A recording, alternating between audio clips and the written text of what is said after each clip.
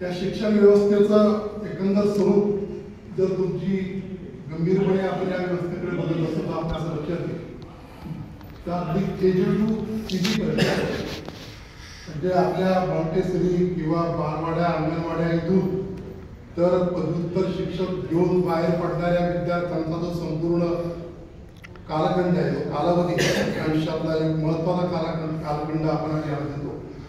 त्या सगळ्या शिक्षणाचं स्वरूप जर आपण आज लक्षात घेतलं बारकाईने गंभीरपणे बघितलं तर सुखावह आनंददायक असं काहीही आपल्या शिक्षण व्यवस्थेमध्ये घडत नाही.